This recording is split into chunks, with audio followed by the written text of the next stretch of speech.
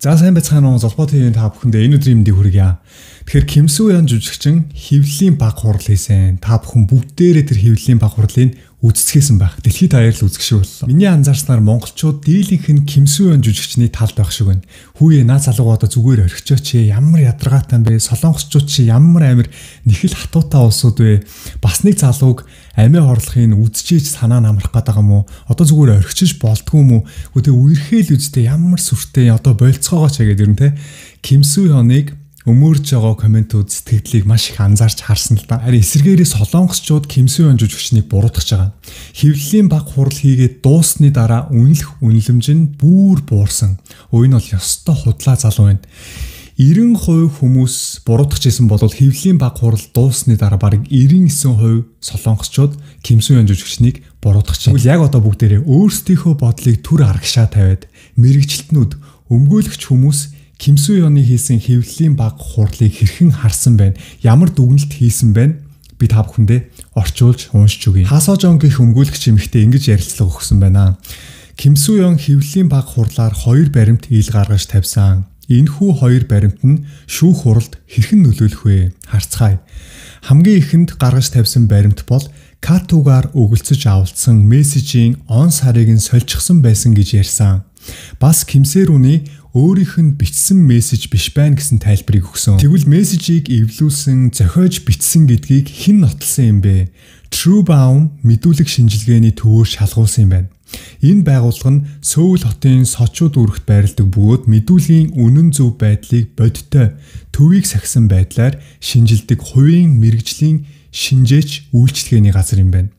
Гэсэн хэдий ч зарим шинжээчид тус төвийн дүгнэлтийн талаар эргэлзээтэй байгаагаа илэрхийлсэн. Сэтгэл судлаач Баасан хүн уг байгууллага нь албан ёсны газар биш бөгөөд шинжилгээний үр дүн алдаатай гарч байсан тохиолдол олон гарч байсан гэж шүүмжилжээ. Чужуу биений хэрэг гэж маш ноцтой гэмт хэргийг энэхүү байгууллага хариуцаж ажиллаж байсан боловч чужуу биений талаарх бүх таамаглал нь буруу, оновчгүй байсан болохоор энэхүү байгууллагын мессежийг шинжилсэн шинжилгээний үр дүн шүүхэд нөлөөлөхгүй байх магадлал тун өндөр.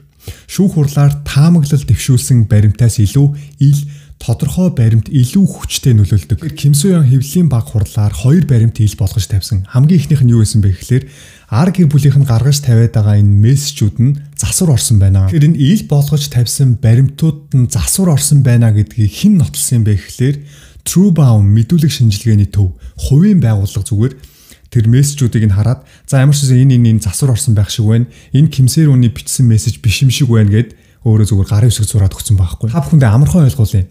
Монголд гэмт хэрэгтэй холбоотой баримтуудыг цуглуулж агаад шинжилгээ хийгээд дүгнэлт бичиж өгдөг хувийн газар байлаа гэж бодъё л доо. Зүгээр тийм газар очиод энэ мессежүүд он сарын сольсон байна уу?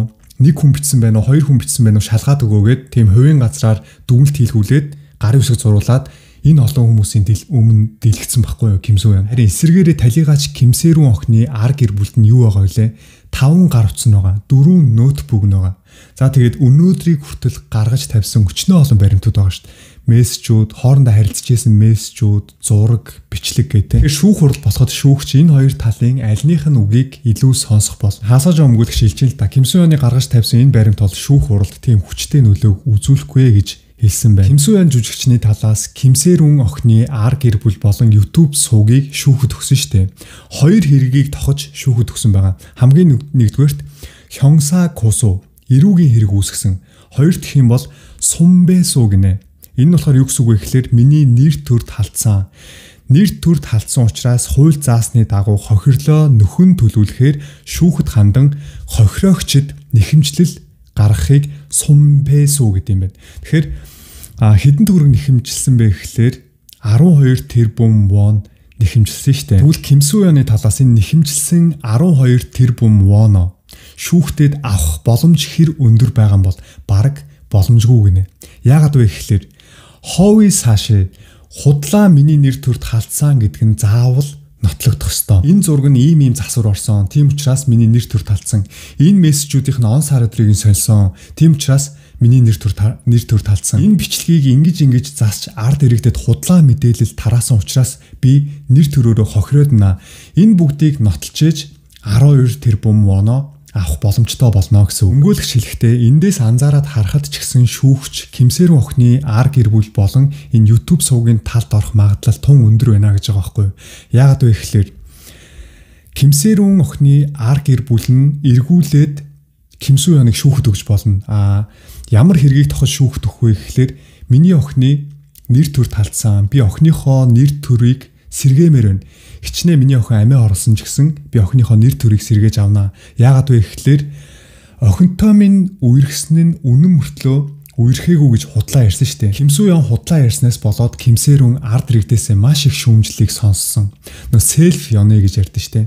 Ганцаараа нэг хүнд хайртай болчоод тэрнтэйгээ зураг эвлүүлээд янз бүрийн зураг интер сторид оруулаад байж байгаа тийм ер нь жоохон тийм сэтгхүүний хувьд асуудалтай байгаа хүмүүсийг селф Хёнэ хийж ийн гэж солонгост ярьдаг байхгүй. Тухайн үед Кимсэрүүн охин хамт ахуулсан зураг сторид оруулснаас болоод селф Хёнэ хийдэг. Ганцаараа галзуурсан хүнтэй үерхсэн эмэгтэй болоод дууссан байхгүй. Тэгэхээр насанд хүрсэн хойно нь үерхсэн байна уу? Насанд хүрээгүй байхад нь үерхсэн байна уу? 1 жил үерхсэн байна уу? 6 жил үерхсэн байна уу? Энийг шүүхээр нотлоод гаргаад ирнэ. Гарцаагүй үнэн юу вэ гэхээр үерхсэн нь үнэн байхгүй. Худлаа ярьсан нь үнэн байхгүй. Ямар тач ар гэр бүлээс нь нэхэмжилсэн мөнгөө авах магадлал тун бага байгаа юм биш үү? Тэгвэл энэ өөрийнх нь талаар мэдээллийг цацаад байгаа YouTube сувгаас энэ 12 тэрбум воно нэхэмжилсэн мөнгөө авах боломжтой мүү гэвэл энэ бас тун баг гинэ. Яагаад вэ гэхээр Солонгосын олонний танил одууд гунгин гэж явдаг байхгүй юу? Гунгин гэдэг нь юу гэсэн үг вэ гэхээр махчлаад орчуулах юм бол олон нийтийн хүн гэсэн үг. Та олон нийтийн өмнө гарч тэр хүмүүст үлгэр дуурайл үзүүлдэг хүн учраас ямарваа нэгэн алдаа, хууль бус гэмт хэрэг хийх юм бол жирийн ард иргэдээс хэд нугалж танд хуулийн хариуцлага үүрүүлнэ шүү гэсэн хуультай. Мэдээллийг цацаад байгаа YouTube сувгаас Ким Су Хёныг эргүүлээ шүүхтэж болно. Яаж? Энэ хүн олонний танил од хүн байж ард иргэдэд худлаа яриад яваад байна. Ард иргэдэд би энийг мэдээлэх ёстой. Энэ нь гунгун ийг гэдэг юм байна. Энэ нь юу гэсэн үг вэ гэхээр манай монголчууд их ярьдэн шүү дээ, тий. Бидэрт ард иргэдэд мэдэх ирэх гэж байгаа. Мэдэх ирэхээ эдэлмээр байна гэж айгүйх ярьдэн шүү дээ. Тэрнтэй адилхан ард түмний алкоголыг мэдэх ирэх гэж байгаа. Энэ хүний хоёр нуур гаргаад худлаа яриад яваад байгааг нь ард иргэдэд би мэдүүлэхийг хүссэн юм а гэд эргүүлээд шүүхэд заргалдаж болох юм байна. Гунгун ийг хэрв нийтийн эрх ашигын төлөө хийсэн бол хуулийн хариуцлага үүрэхгүй байж болно. Ард иргэд үннийг мэдэх эрхтэй гэсэн байгаа байхгүй. Ярилцлагынхаа төгсгөлд Хасо Жон өмгөөлөгч ямар дүгнэлт хийсэн бэ гэхээр тухайн хэвлэл мэдээллийн хурал зүгээр нэг Ким Су Хёны шоу нэвтрүүлэг ярилцлага өгөх цаг байгаагүй. Маш чухал олонний анхаарлыг татсан хурал болж байхад бэлтгэл үнэхээр муу гарч ирсэн. Ард иргэд нь үннийг ярих нь уу худлаа ярих нь уу чих тавин сонсож байсан. Нэг үгээр бүгд шүүгчийн суурнаас Ким Су Хёныг анхааралтай чагнаж сууцгаасан. Гэтэл тэр олон хүний өмнө гарч ирээд би өмнө нь Кимсэрүүнтэй үерхэж байсан нь үнэ. Гэхдээ алдартай Ким Су Хён байсан учраас худлаа ярьсан юм. Надад ийм тийм шалтгаан байсан учраас ямар ч арга байгаагүй гэж хэлсэн. За, энэ хүртэл яах вэ? Байж болох юм. Гэтэл дараа нь би харамсахгүй байна. Дахиж цаг хугацааг ухраасан ч адилхан сонголтыг хийн гэж хэлсэн. Яг адилхан асуудал үүсчээд байхад дахиж цаг хугацааг ухраасан ч адилхан сонголтыг хийнэ гэж хэлсэнд нь энэ өмгөөлөгч бүр гайхсан гэж байгаа байхгүй юу. Тэгээ би анхандаа энэ ярилцлагыг нь сонсчод ерөөс ойлгохгүйсэн. Юу гэнэ яг адилхан асуудал болж байхад гэд юу яриад байгаа юм бол гэд ойлгосон чинь нэрээ тийм биш те бүр шар ус босдсон штэ. Нэрээ тийм биш. Өмгөөлөгчийн хэлсэн яг адилхан асуудал болж байхад гэдэг үгийн утгыг нь би та бүхэндээ тайлбарлаад өгье л доо. Тухайн үед 2024 онд Кимсэрүүн охин Ким Су Хёнтой холбогдох гээд уцаа ахгүй аргаа барсандаа өөрөө хамт ахуулсан зураг сторид оруулсан шүү дээ. Ким Су Хён Кимсэрүүнтэй огт холбогдохгүй байжгаад Кимсэрүүн сторид зураг оруулсан чинь шууд агентлагаас нь холбогдоод наа зургаа устгах гэсэн шаардлагыг тавьсан шүү дээ. Тийм учраас Кимсэрүүн зургаа шууд устгасан. За тэгсэн сурвалжлагчид асуугаад эхлэн шүү дээ. Хүү сая Кимсэрүүн чамтай ахуулсан зургаа сторид оруулсан. Энэ зурган дээр тайлбар өгөөс гэж Солонгос даяараа Ким Су Хён анхаарлаа хандуулаад ихсэн тухайн үед 2024 онд. За тэр үед Ким Су Хён айсан байгаа хгүй юу? Өөрөө хэлсэн шүү дээ. Юунаас айсан бэ гэхлээр тухайн үед драм тоглож исэн. Драмын маань нэр хүнд унчих үү дээ. За бас энэ драмыг зохион байгуулсан компани гэж байгаа. Энэ компани нэр хүнд нь унчих үү дээ. За бас өөрийнх нь компани гэж байгаа те. Манай компани ажилчид гээд миний ард өчнөө олон асуудлууд байсан учраас би аргагүй ирэхэнд Кимсэрүүнтаа үерхээгүй гэд худлаа ярьсан гэсэн тайлбарыг өгсөн тийм үү. Тэгвэл яг өнөөдөр ч гэсэн тухайн үед 2024 онд болсон тэр байр суурьтайгаа адилхан байр суурин дээр ирсэн байгаа хгүй юу. Энэ хүний нэр хүнд нь унах гад байна. Бас энэ хамтарч ажиллаж байгаа байгууллагууд нь хамтарч ажиллахаа болж байна. Маш их торгуул гарч ирэх гээд байна. Янз бүрийн асуудалд ороод өөрөө тухайн үед яг аль сонголтыг хийх вэ гэсэн байр суурин дээр ирсэн байгаа. Тийм учраас энэ бүгдийгээ өнөөдөр би хамгаалахын тулд ард иргэдийн өмнө гараад худлаа ярьж чаднаа гэдгээ өөрийнхөө амаар хэвлэлийн баг хурлаар бүр тунхаглаад зарлж байгаа байхгүй юу. Би эргээд 2024 онд очсон ч гэсэн яг адилхан сонголтыг хийнэ гэсэн шүү дээ. Өнөөдөр ч гэсэн яг тэр байр суурин дээр байж ээж би цаг хугацаа ухраасан ч гэсэн адилхан худлаа ярина гэдгийг хэлж гин гэдэг. Өнөөдөр ч гэсэн би худлаа ярих магадaltaа гэдгээ ард иргэдийнхээ өмнө цацчихж гинэ гэдэг энэ өмгөөлөгч хэлж байгаа байхгүй. Үргэлжлүүлээд өмгөөлөгч хүний байр сууринаас аваад үзэхэд бид хизээч нэг ч удаа үйлчлүүлэгчдтэй шүүхийн танхимд ороод буруу үйлдэл хийснээ хүлээн зөвшөөрч байгаа боловч цаг хугацааг ухраах юм бол тэр буруу үйлдэлээ давтаж хийнэ гэж хэлээрэй гэж зөвлөдөггүй. Буруу үйлдэл хийсэн бол хүлээн зөвшөөрч, гимшиж, дахиж хизээч энэ алдааг давтахгүй гэж шүүхийн танхимд хэлдэг.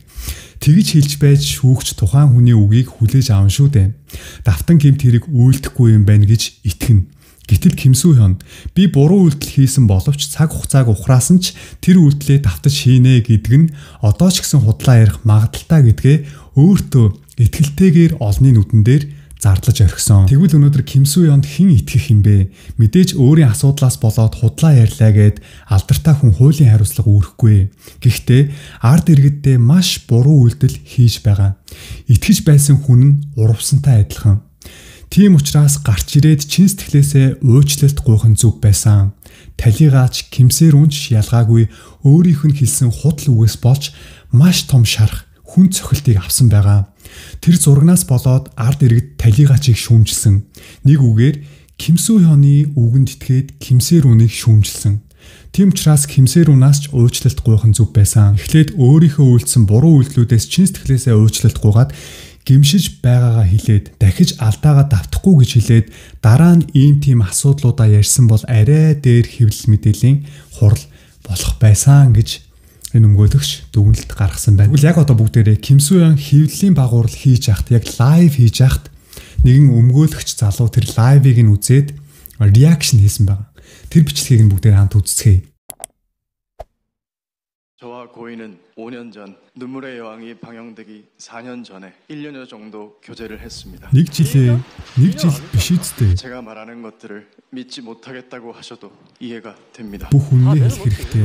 Гэтэл яагаад байгаа юм бол энэ сүүлийн боломж шүү дээ. 저는 үгүй 배우가 되고 хүмүүс ийм зүйл хүсэхгүй 눈에 байгаа. 넘치는 사랑을 받았습니다. 그걸 원하는 게 아니야. Наа чин бишээ биш үгүй 가진 게 많지 않은 үгүй 사람이었는데 үгүй бол зогс битгий. 것이 너무 많은 사람이 되어 있었습니다. Наа чин бишээ зогс өөрийнхөө амьдралыг битгий яриад бай.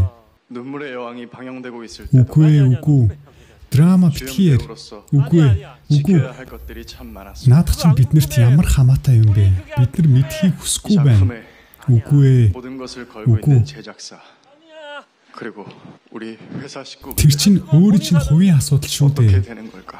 өөрийн чин асуудал арт иргэдэд хамаагүй шүү дээ. 인간 김수현과 Хувь хүн Ким Су Хёны амьдрал бидэнд ямар ч хамаагүй. 선택이 엇갈릴 때마다 Од Ким Су Хён, хувь хүн Ким Су Хёны доторх зөрчил бидэнд ямар ч хамаагүй. Айгаад байгаа бол орой найзуудтайгаа уцаар яриарай. Бидний мэдхийг хүсэж байгаа зүйл насанд хүрээгүй Кимсэрүүнтэй үерхсэн үнэн үү? Насанд хүрээгүй байхад нь найрсан нь үнэн үү?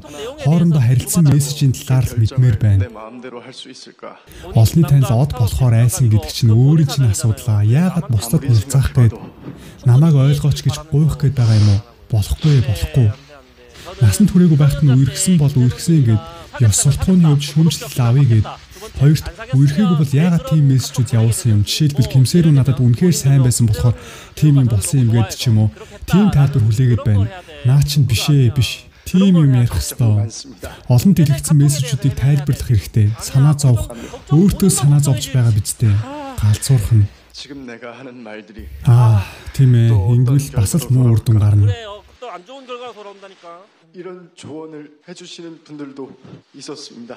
좋게 가자. Сайныг хүсээд орох бишээ. Мессежүүдэд тайлбар өгөхгүй юм. Хүлээн зөвшөөрөхгүй байгаа юм бол яагаад хүлээн зөвшөөрөхгүй байгаагаа тайлбарлах хэрэгтэй. Бид нар хүчээр өөрт чинь тулгаагүй шүү дээ.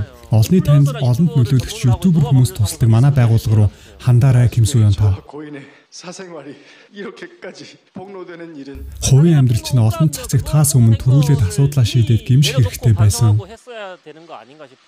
Төрүүлээд хэлэх ёстой байсан. Насанд хүрээгүй байхад үүргэсэн уучлаарай. Гэхдээ Ким Су Ён осол гаргаад манай компанитай асуудалтай байсан болохоор би яаж чадаагүй 무슨 사진을 올리게 제 사생활을 담은 사진이 유출돼서 өөрийнхөө хохирсон талаар л яриад байх юм үзэж байгаа хүмүүсийн байр сууриас бодох ёстой байтал. Насанд хүрсэн байхад өргөсөн үү үгүй юу? Яагаад худлаа ярьсан юм? Тэрийг тайлбарлах хэрэгтэй. 하지만 저는 Гол сэдвээ төөрөлдүүлээд 그럴 수 байна. 없었습니다. Өөрийнхөө хэцүү байсныг дотор байгаа зовлонгоо ард иргэдэд ойлгуулах гэж гарч ирсэн юм уу? 저를 협박한 가장 궁금해하시는 Ашгүй одоо ярих гэж байх шиг байна. 말씀드리겠습니다. 저는 고인이 미성년자이던 시절 교제를 하지 않았습니다. 그리고 고인이 저의 외면으로 인해 또 저희 소속사가 고인의 채무를 했기 때문에 비극적인 선택을 했다는 것 또한 사실이 아닙니다. Талигаач яагаад амиа орлох болсныг өөрийн бодлоор тайлбарлаж болохгүй. Ингүүл хэрүүл дуусахгүй. Тэгвэл тэр мессежүүд юу юм гээд гараад ирэн шүү дээ. 4 жилийн өмнө 1 жил үргэлжсэн юм бол тэр их баримтууд ямар шалтгаантай юм тэрийг тайлбарлах хэрэгтэй шүү дээ. Хэвлэл мэдээллийн хуралд дэмий хийжээ. Ийм юм ярих гэж гарч ирсэн юм байх та. Үйлдэл хийхгүй байсан дээр байжээ. 과분한 사랑을 받는 만큼 Их хайрыг авсан чинь бидэнд ямар хамаатай юм бэ? Тэрийг бид мэдхийг хүсээгүй. Их хайрыг авсан бидэнд хамаагүй. Их мөн хураадаг алдар нэр хүндтэй байх нь бидэнд хамаагүй шүү дээ. 돈으로 고인을 압박 죽게 했다. Дарамт авсан талигаачийн мэдрэмжийг яагаад өөрийнхөө таамаглалаар яриад байгаа юм бэ? Ийм тайлбарыг алдаатай өдрийн манууха гэж нэрлэдэг. Хүмүүс Ким Су Ён өөрөөс нь болж дарамтад орсон уу үгүй юу? Өмнөнийг шийдэж чадахгүйгээс гадна өөрийгөө өмөрөөд худлаа үнэнгээд хүмүүс дайрч байна гэдэл гол агуулгаас хазаагаад байна. 6 дахь удаагийн асуудлаар авч үзэж болох юм. Хамгийн түрүүнд олон дэлгэгдсэн мессеж захиаг маш тодорхой зэгцлээд юу худал юм, аль нь үнэн юм, энийг ярих хэрэгтэй. 한번 들어주시기 바랍니다. Ашгүй нэг юм дэлгэх гэж байгаа юм байна. 입장을 전달하는 유튜브 채널에서는 고인의 마지막 소속사 대표의 증언을 공개했습니다. 폭로가 되고 나서 새롭게 녹음한 폭로. 이분은 저희 소속사 고인과의 채무 관계에 대해 2차 내용 증명을 돈에 고인에게 채무에 대해 압박한 것처럼 말했습니다. Энэ нэг сүртэй юм биш. Том баримт байсан бол хамгийн урд хэлэх байсан. Дэндүү хүчгүй байна. Өмнө дэлгэгдсэн баримт байна. 카톡 내용도 마찬가지입니다. Харъя. Ашгүй том баримт гарч ирээсэй. 큰거 오나? 틀린 사실들이 너무나 많습니다. 2016년 사진이라는 것도 2019년 사진이었습니다. Бүгдийг нь янзсан гэж юу? 2016 он гэж бичсэн захиа бүгд эвлүүлсэн гэж юу? Ерөөсө тодорхой ярихгүй юм. Яаж эвлүүлсэн гэдгийг нь харуулаасай. Хизээ яаж зассан юм ойлгомжгүй тайлбарлаад байна. Ингэж ярил үзэж байгаа хүмүүс ойлгохгүй. Худлаа булзааруулж байж болно шүү дээ. Бүгд худлаа гэж хэлчихээр үзэгчд яаж дүгнэх юм бэ? Юу хизээ яаж засагдсан гэдгийг битгий ойлъё л да. Хэцүү байгааг чинь ойлгож байна. Энэ бишээ би хийгээд үгүй. Энэ 2016 оны мессеж гэсэн тийм үү? Энэ 2019 шүү. Энэ мессеж худлаа. Энийг ингэж зассан байна. Зүгээр л шүүхийн шийдвэрийг хүлэе гэж байгаа юм байна. Ийм юм хэн дагаж явах юм бэ? Энэ шоунд хэн итгэх юм бэ? Бишээ. Дэлгэцээр яг харуулад ар гэр бүлийнхэн мессежүүдийг гаргаж ирээд энэ 2016 он гिचгсэн байгаа худлаа шүү. Тэгээд хажууд нь яг их хөлбрийг нь гаргаж тавиад энэ мессеж засагдсан гэдгийг тайлбарлах ёстой. Бүгдийг нь худлаа гэд хэн ч хэлж чадна. Би ч чадна. Юугаа хийгээд байгаа юм бэ? Нэг цагийн турш. Алдартай Ким Су Ён, хувь хүн Ким Су Ён биднэрт ямар ч хамаагүй 30 минутын турш уйллаа. Үгүй ээ. Итгэл хайрыг бид нар өгөөгүй. Үгүй. Драмыг чинь үзээч хөө. Алдартай Ким Су Ён итгэл хайрыг би өгөөгүй. Би өгөөгүй. Итгэл хайрыг. Хувь хүн Ким Су Ён хин юм мэдэхгүй. Хүмүүс муулах хамаагүй. Гол юмаа ярилдаа. Итэг гэсэн ч итгэхгүй.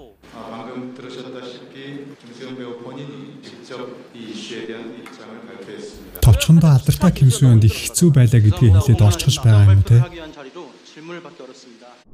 Ингэж яриад орвол хүмүүс ойлгох болов асуулт ч авсангүй орчихлоо. Шүүхэд өгөөд бүх өмнөнийг илчлэх болно. Хамгийн гол нь 2016 онд Ким Су Ён насанд хүрээгүй байхад хоорондоо өгөлцөж авалцсан бүх мессеж, зураг, бичлэгийг Солонгос даяараа харсан тийм үү? Энэ бол би биш. Энэ бол тэдэн оны зураг. Энэ мессеж засвар орсон. Он сар өдөр нь ийм алдаатай гэд маш ойлгомжтой яриад сурвалжлагч нараас асуулт аваад аль мессежүүдэд засвар орсон гэдгийг шууд хэлээд энийг би явуулаагүй, энийг би явуулсан гэд Кимсэрүүн надаас болоод дарамтад ороод амиа хорлсон гэж гүтгэлээгээд байх юм. Кимсэрүүн жүжигчин юу мэдэрснийг бид мэдэх боломжгүй шүү дээ. Драм гарч байх үеэр хамт ахуулсан зураг цацагдаад алдар нэр хүндээ алдахаас айсан гэж ярьж байх юм. Ийм юмыг өдрийн тэмдэглэлдээ бичих ёстой биз дээ. Ярьсан агуулгыг хараад үзвэл тодорхой баримт байхгүй болохоор өөрийнхөө мэдрэмжийг ярьсаар байгаад таарлаа. Маас энийг хүсээгүй. Над шиг Кимсүүяныг мэдэхгүй зөндөө хүмүүс байгаа. Байнга уйлаад байгаа болохоор хэлэх гэсэн гол үгээч тодорхой ярьж чадсангүй. Урдаас нуршиж өөрийнхөө хэцүү байсныг ярьж байгаад яг баримттай ярих зүйлээ гяс дуусгачлаа. Тодорхойч ярьсангүй цаашаа шүүхээр явна гэдэл дууслаа. Тэгвэл Кимсүүяны шүүх байцаалтын үйл явцыг дуустал нь хүлэе гэж байгаа юм уу? Хүмүүсээс арай хэтэрсэн зүйл шаардаад байгаа юм шүү. Яг гол баримтуудын эсрэг дэлгэж ярих баримт өөрт нь байхгүй бол хэвлэл мэдээллийн хурал хийх хэрэггүй байсан юм. Бид нар Кимсүүяны өдрийн тэмдэглэлийг сонсох гээгүй биз дээ. Өдрийн тэмдэглэлээ дэвтэр дээр бич. Найзуудтай ярьсан зүйлээ бидэнд ярьж болохгүй. Надад их айц байсан гин тэр айц Кимсүүянд их мөнгө болж өгсөн. Тэрийг одоо гарч ирж яриад айцтай хэцүү байсан гэвэл хүмүүс хүлээж авах уу? Хинч тоохгүй. Үзэгчид дунд Кимсүүяны бүтээлийг үздэг, алдар нэр хүнд итгэл хайрыг өгдөг хичнээн хүн байгаа бол байхгүй. Ихэнх хүмүүс ямар ч хамаагүй. Яа гэд байгаа юм. Од хүний айцыг бид мэдэхгүй. Би од болгоч ч өгөөгүй. Бидний мэдхийг хүссэн зүйл дэлгэгдсэн мессеж бичлэг зураг хэрхэн яаж засвар орсныг их хөлбөртөнд гаргаж тавиад харьцуулж байгаад ярих ёстой. Дараа нь сурвалжлагч нарын асуултыг аваад нэг нэгэнгүй ил болсон баримтууд дээр баримттай тайлбар тавих нь зөв байсан. Эцэст нь би ядарсан маш их айсан шүүхэд өгч шийдүүлнэ гэж хэлбэл маас хүмүүс энэ хүн өөртөө итгэлгүй байгаа юм байна гэж бодхоос өөр аргагүй шүү дээ. Эцэст нь насанд хүрээгүй байхад нь үерхээгүй гэлээ. Тэгвэл мессеж зураг бичлэгийг хизээ хаана яаж дарсан бичсэн бичлэг гэдгийг тайлбарлах нь зөв. Эсвэл Кимсэрүүнтэй үерхээгүй зүгээр өөр харилцаатай байсан гэдгийг хэлдэг ч юм уу? Ингүүл энэ асуудал дуусахгүй. Шал дэмий хийлээ. Ёстой дэмий хэвлэл мэдээллийн хурал хийлээ. Ийм байдлаар асуудал шийдэгдэхгүй. Хэрвээ анхнаасаа шүүхийн шийдвэрээр хэрэгээ шийдэх гэж байсан юм бол бүгдийг шүүхээр шийднэ гэдгээ л хэлчихгүй. Эсвэл үнэхээр маасыг өөртөө эргүүлж чадах маш тодорхой нотлох баримттай гарч ирсэн бол гэсэн харамсал үлдэж байна. Бүгдийг нь худлаа гэж хэлээд л дуусахгүй шүү дээ. Өөрийнх нь хэцүү байгааг ойлгож байна. Уйлаад л байсан. Үдсэн 90% хүн өрөвдөнө гэж үү? Уйлаад ярьж чадахгүй бол өмгөөлөгчөөрөө яриулахгүй. Энэ бол миний бодол шүү. Ямар ч гол баримт алга, цөм агуулга байсангүй. Эхний ээлжид цаг хожих гэж байна гэж анзаараглаа. Маасын анхаарлаас гараад зарим нэг ялж чадах баримтуудыг хайх гэж оролдох байх. Хэрвээ би энэ хүнийг өмгөөлсөн бол ингэж хийхгүй байх байсан. Манай компанид олон өмгөөлөгч ажиллаж байгаа. Олонний танил олон хүн зөвлөгөө өгдөг. Аль нь ч ингэж хийхгүй байсан. Би өөрөө маш хүнд асуудалд орж байсан хүний хувьд сайн мэдэж байна. Зодуулж үдсэн хүн л яаж бултахаа мэднэ шүү дээ. Маш их гэрээний мөнгө яригдж байгаа учраас ийм шийдвэр гаргасан байж болох юм. Их хэмжээний торгуул яригдах байх. Global OTT торгуул бол дийлэхгүй баха. Ингэж өгсөн ч ялгаагүй, тэгэж өгсөн ч ялгаагүй гэсэн стратеги байж болох юм. Ингүүл нөгөө YouTube сууг нь дахиад л өөр баримт гаргаж тавина. Нөгөө YouTube сууг худал мэдээл цацсан байлаа ч Кимсүүяны торгуул тэр хүнд очихгүй шүү дээ. Тэр YouTube суугийн захирал торгуулаад өнгөрлөө гэж бодъё. Гэтэл өөрийнх нь нэр хүндээ сэргээхдээ ямар ч хамааралгүй асуудал. Гол цөм нь худлаа байсан бол өнөөдөр бүгдийг дэлгэх ёстой байсан. Миний харж байгаагаар баримт байхгүй болтой. Байлаа ч гэсэн гол баримт болж чадахгүй байх. Үнэхээр үерхсэн бол уучлаарай гэдэл дараагийн асуудлаа шийдээд явж болно шүү дээ. Тэр үед үерхсэн нь үнэн гээд маас худалч хүнд дургүй байдаг. Худлаад харагдлаа сая бол талигаач амиа орлоод би их харамсаж байна. Компанитайгаа асуудлыг шийдэх гэсэн боловч чадсангүй гэдэг ч юм уу. Ямар тач алдартай Кимсүүяны хэвлэл мэдээллийн хурлыг үзлээ. Гол баримт миний хүсэж байсан хариулт гарч ирсэнгүй. Өөр юм яриад байх юм. Онц нотлох баримт байхгүй үед дараа бүгдийг илчлэх болно гэж шалтгаан тавьдаг. Дараа хэлнэ гэдэл. Энэ хэвлэл мэдээллийн хурлыг маас үзээд дуртай байх болов цааш талдартай Кимсүүяны яаж энэ асуудлыг шийдэх бол харж л бай. Дараа шүүхийн шийдвэрээр илчлэхээс илүү одоо ард иргэддээ үнэн зөвийг хэлэхгүй бол үннийг хэлэхэд алдар нэр хүнд нь сэргэхгүй байх. Ар гэр бүлийг шүүхэд өгнө гэж хэлэх гэж гарч ирсэн юм шиг санагдлаа. Гэтэл бид арай өөр зүйл хүсэж байсан юм.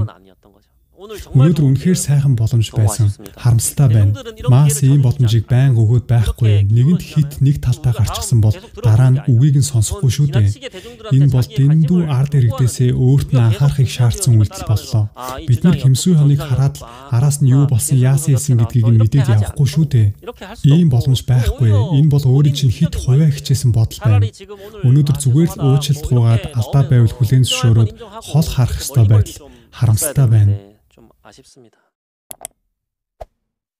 Тэгэхээр маш олон хүмүүс намайг шүүмжилж байгаа. Хөө золбооч хитрхи нэг талыг бариад байгаа юм шүү. Энэ бүр яг солонгосчсан байна. Солонгосчуудтай адилхан хитрхи нэг талыг барьж яриад байна гэд. Гэхдээ би өнөөдөр ч гэсэн Кимсэрэн охины талд байгаа. Би Кимсү Хён гэх энэ залууг бол үнэхээр муу залуу гэж хэлнэ. Би өөрөө нэг сайн, мундаг хүн болчоод бусд руу хуруугаж ичлээд муу хүнгээ шүүмжлээд байгаа мүү гэвэл үгүй. Би ч гэсэн ялгаагүй муу хүн. Би ч гэсэн зөндөө алдаа гаргадаг. Мэдээж алддаггүй хүн гэж байхгүй, буруу үйлдэл хийдэггүй хүн гэж байхгүй штэ. Гэхдээ буруу үйлдэл хийсэн бол алдаа гаргасан бол өөрөө тэрийг ухаарч бодоод би ийм юм дээр алдсан байна да. Би буруу үйлдэл хийсэн байна гэдгээ чин сэтгэлээсээ хүлээн зөвшөөрөөд өөрөө гимших. Айсгүй зүгээр л юу ч болоогүй юм шиг те. Мөн яа тиймэрхүү юм байж лээд ш. Тэгээд хүмүүсийн өмнө жүжиглээд хоёр нүур гаргаад явах хоёрын хооронд тэнгэр газар шиг ялгаа байгаа байхгүй. Кимсэрүнийг насанд хүрээгүй 15 16 та байхад найраад үерхсэн ч вэ. Насанд хүрсэн хойно үерхсэн ч вэ. 5 6 жил үерхсэн байна уу? 1 жил үерхсэн байна уу? Ямар тач үерхсэн нь үнэн штэ. Нэгэн цагт би биендээ хайртай дуртай гээд үерхэд цагийг хамт өнгөрүүлээд явж исэн бол салсан ч гэсэн нөгөө хүнээ бодох сэтгэл жоохон ч гэсэн хүнд байх ёстой өстэй. Хүн чанар байх ёстой өстэй. Өөрөө жилд хэдэн тэр бумаар нь мөнгө олдог байж өмнө үерхчихсэн эмэгтэй нь асуудалд оронгууд нь те компаниасаа гаргаад тэгээд 700 сая вон их хэмжлээд тэгээд шүүхийн бичиг явуулаад нэгсэнтэй дарамтлаа те нөгөө эмэгтэй нь хэцүү байна. Надад туслаач гингууд нь холбооч барихгүй. Тэгээ аргаа барсандаа сторид зураг оруулангууд нөгөө би мэдэхгүй үерхэж байгаагүй. Наа чи яагаад тийм зураг оруулаад байгааг мэдэхгүй байна гэд. Тэгээ ер нь Кимсэрүнгийн охин яагаад Кимсү Хёны төрсөн өдрөөр нь амиа орлох сонголтыг хийсэн бол ямар их гомдсон болоод ямар их шархалсан болоод ямар их өвдсөн болоод нөгөө солонгосоор ханы мичин да гэж ярьдаг байхгүй. Бүр энэ зүрх сэтгэлийнхэн тэр гол тайлагдахгүй тэр гомдол байгаа болохоор тэр хүний төрсөн өдрөөр амиа орлох сонголтыг хийсэн байгаа шүү. Хэвлэл мэдээллийн хурлаар гарч ирээд ерөөсөө өөрийгөө өмөрсөөр гал таарсан шүү дээ. Надад хэцүү байсан, би маш их шаналсан, намайг гүтгсэн, худлаа мэдээлэл цацсан, би гомдолтой байна. Би одоо энэ Кимсэрүний ар гэр бүлийн шүүхэд өгнө. Ерөөсөө иймэрхүү юм ярьсаар гал буцаа орж байгаа байхгүй. Тэгээ бүр хамгийн гол point нь юу вэ гэхээр цаг хугацааг ухраасан ч гэсэн би яг адилхан худлаа ярина гэдгийг хэлсэн шүү. Солонгосчууд Кимсү Хёныг амиа орлогээ дайраад байгаа юм шээ. Зүгээр Кимсү Хён өөрөө худлаа яриад энэ бурууга хүлээн зөвшөөрөхгүй иймэрхүү үйлдэл гаргаад яваад байгаа учраас солонгосчууд Кимсү Хёнд буруу өгөөд одоо баг солонгосчууд нийтээрээ олон нийтээрээ л Кимсү Хёныг үзэн ядчихд. Энэ бол өстой арчаагүй залуу байсан байна. За энэ өстой бүтэхгүй залуу байсан байна. Хэвлэл мэдээллийн хурал уг нь Кимсү Хёны сүүлийн боломж байсан байхгүй юу? Гарч ирээд яг ард иргэдийнхаа өмнө бүх үннийг хэлэх сүүлийн боломж байсан. Тэгээд энэ сүүлийнхаа боломжийг ч гэсэн өөрийнхөө нэр төрийг тэр стар од Кимсү Хёныхоо нэр төрийг хамгаална гэд. Тэгээд би дахиж худлаа ярихад ч гэсэн бэлэн байна гэд нэгсэнд орчлоо штэ. Тэгэхээр ард иргэд нь үзэн ядахгүй энэ хүн дургуутсахгүй гэд яах юм бэ те? Энэ хэрэг нэгэнт болсон болдгоороо үргэлжлээд явж гин шүүхийн шийдвэр гардгаараа гарна энэ асуудал шийдэгдээл ингээл нам гүн болно. Бид нар өнөөдөр юу гэж ярьж байгааг солонгосчууд тоохчгүй. Зүгээр бид нар энийг хараад иймэрхүү хэрэг болсон байна. Яг юунаас болсон юм бол гэдгийг өөртөө дор дороод үгнээд иймэрхүү хэрэг дээр солонгосчууд яаж ханддаг юм бэ? Тэрийг нь хараад сурч мэдэх зүйл байвал тэрийг нь аваад сураад мэдээд ойлгоод авчихад л болох байхгүй юу уг нь бол. Тэ энэ яг зүгээр ингээд нэг хоёр хүний хоорондох асуудал юм шиг харагдаж байгаа боловч цаана ингээд томоор нарах юм бол бид нар сурах юм зөндөө байгаа байхгүй. Буруус гисэн хүнийг бурхан буцаагаад байранд нь тавьдгаа гэдгийг маш тод жишээ нь энэ дээрээс харагдаж байгаа үст тэ. Тэгэхээр ер нь л бурхан минь зөв зам дээрээ л явах юмсан. Зөв сонголтоо хийгээд зөв л амьдрах юмсан л гэдэг бодол өөр ирэхгүй орж ирж байна. Мэдээж хүн байнга зөв сонголт хийгээд зөв зам дээр тэ сайн амьдраад ич чадахгүй шүү дээ. Хүн болгон алдаа гаргана, хүн болгон буруу үйлдэл хийн. Гэхдээ тэр буруу үйлдэл хийсэн гэдэгтээ өөрөө яг өөрөө чин сэтгэлээсээ гимшээд Зүгээр хүмүүсийн өмнө жүжиглэх биш те. Яг чин сэтгэлээс би яг юун дээр алдчихв, би яг юу буруу хийчихв гэдгээ өөрөө ойлгоод, ухамсарлаад бодоод, за би энэ алдааг дахиж давтахгүй шүү гэд өөртөө дүгнэлт хийгээд тэрийг засаад явах чухал юм шиг байгаа юм л та. Түүнээс бол алддаггүй хүн гэж байхгүй шүү дээ. Би ч гэсэн цааш зөндөө алдаа гаргах шүү. Намайг алдаа гаргахаар та нар гоё ингэж инэрэнгүү хандаарай. Миний талд орцгоогоорой. За яа. Энэ хэмсүү юм бол яах вэ? Тэгээд мөнгөтэй дөрөхтэй залуу энэ асуудал шийдчих.